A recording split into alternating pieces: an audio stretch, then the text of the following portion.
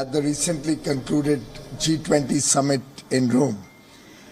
This is his 8th summit and the first in-person summit after Osaka in 2019.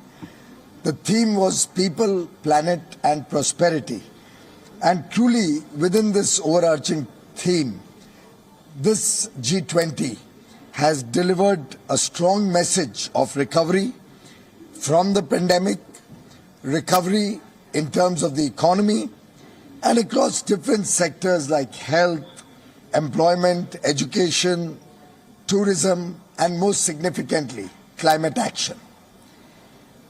Leaders adopted the Rome Declaration at the summit, and over 5 days of extensive negotiations, extending late into the night, so much so that last night there was not a wink of sleep, and it went on till morning 10:20 in the morning today, when the final declaration was agreed by all the stakeholders.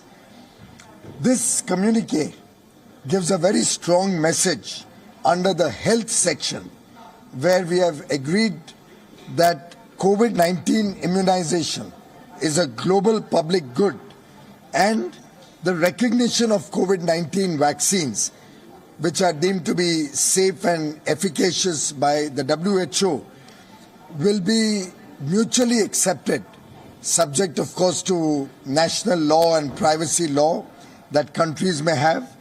But more importantly, it has been agreed that everybody will help to optimize the processes and procedures of the WTO for vaccine approval and emergency use authorization, and will also be strengthened. The WHO will be strengthened so that they can do recognition of vaccines faster. We have also agreed to extend the debt suspension service initiative so that vulnerable countries, low-income countries, are not burdened with debt repayment at this critical time. On agriculture, we are very delighted to share with you that livelihoods for small and marginal farmers were at the focus of our discussions, and everybody has agreed that improving their livelihood is an important global effort that we all have to put in. Energy and climate was clearly the center stage of our discussions. India and many other developing countries pushed for safeguarding the interests of the developing world. We were also joined by the developed countries to increase the ambition from the current levels of commitment and active interest that the developed world has shown in terms of providing technology and affordable finance at low interest or grant-based finance, long tenor finance. So we've really got into the text the language which confirms that the developed world has acknowledged that they have not done enough in terms of meeting their commitments, and that they will have to be more forthcoming in providing finance, in providing technologies and the enablers to make the transition to a clean energy world in the future.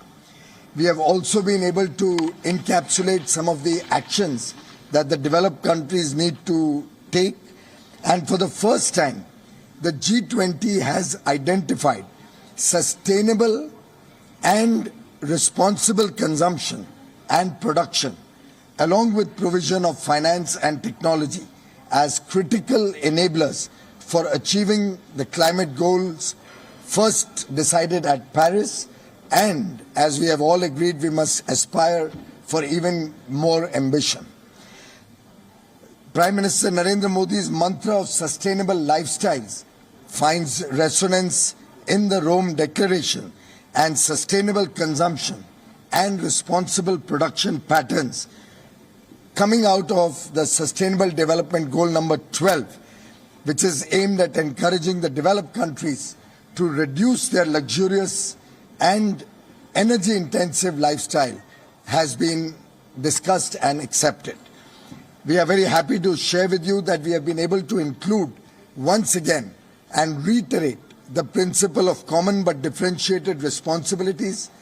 We have also been able to push the commitment of the developed world to provide $100 billion every year through from now until 2025, and the commitment of all the countries to mobilize greater levels of capital for the less developed countries and the emerging economies.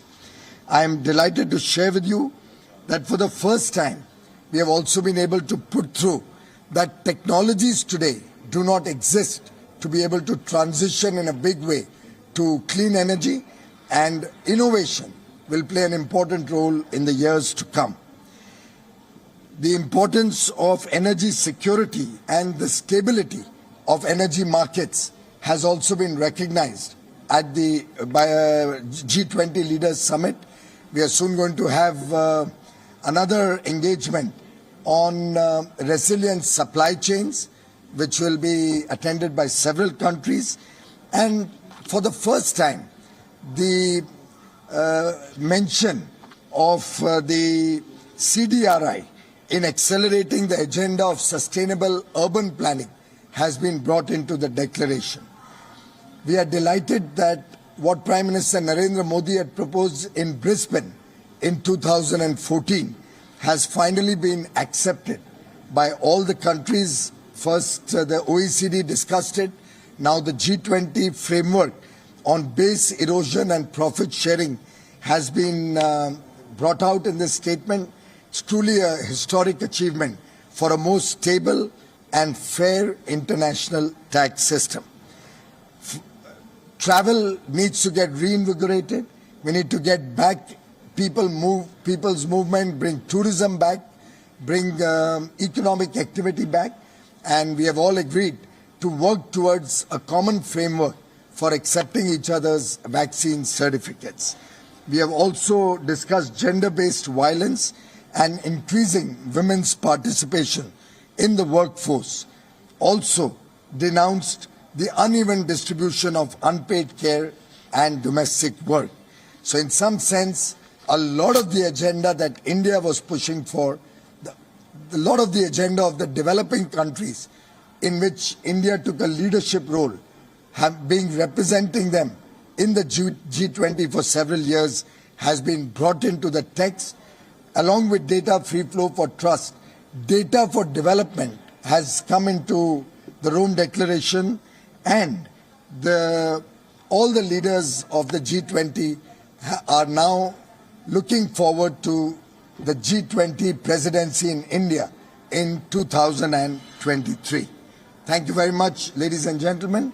Prime Minister Shri Narendra Modi will be embarking for Glasgow later in the evening today and attending the COP26 summit in the United Kingdom, again representing the voice of the developing world, the voice of the more vulnerable sections of society, and protecting the interests both of humanity, with very ambitious activity going on in India to contribute to climate change, to contribute in our own big way to support the effort to leave behind a better planet for the next generation. Thank you.